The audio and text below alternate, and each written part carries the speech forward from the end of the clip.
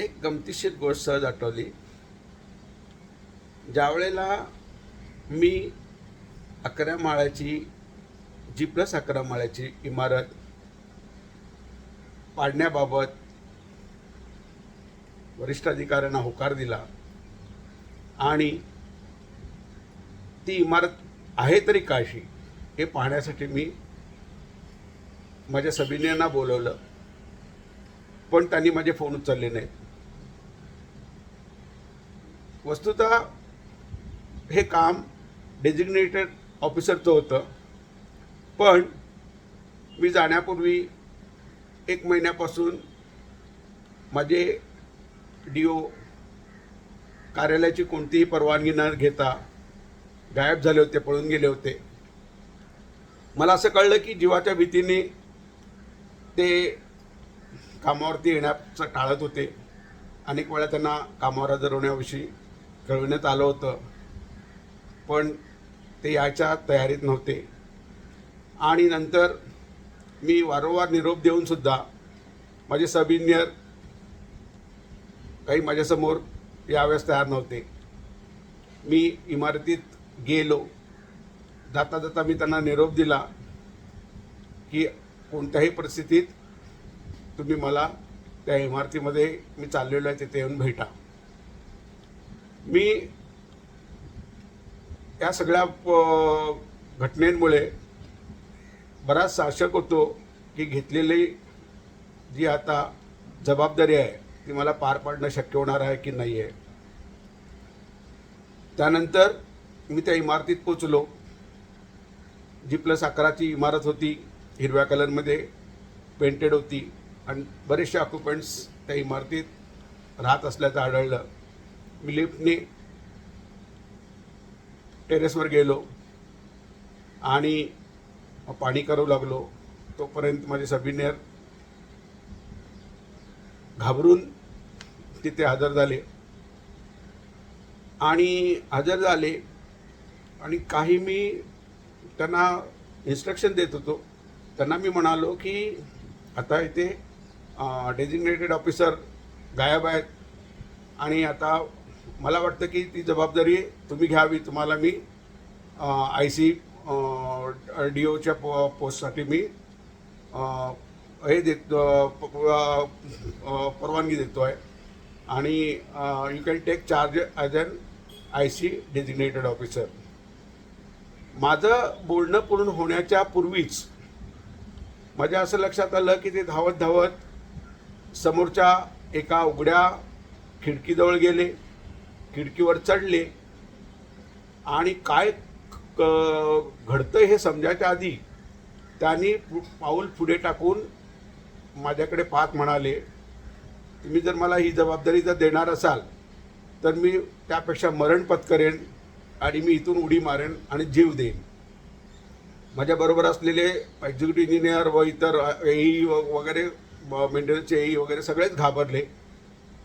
प्रत्येकाला प्रश्न पडला की आता नेमकं काय घडणार आहे आणि आपल्याला कोणत्या आता घटना पाहायला मिळणार आहेत. आणि त्यांनी सगळ्यांनी माझ्या चेहऱ्याकडे पाहिलं. त्यांना वाटलं मी पॅनिक होईन, मी घाबरून जाईन. मी त्यांना सांगितलं, बाबा म्हटलं खाली उतरा पहिला. चार्ज घेणं तर तुम्हाला घ्यावंच लागणार आहे, दुसरा पर्याय नाही आहे, पण खाली उतरा. आणि ही जी तुम्ही आता आत्महत्येची मला धमकी देतात त्यात अबेटमेंटचा चार्ज लागतो. माझ्यासाठी ही गोष्ट नवीन नाही आहे.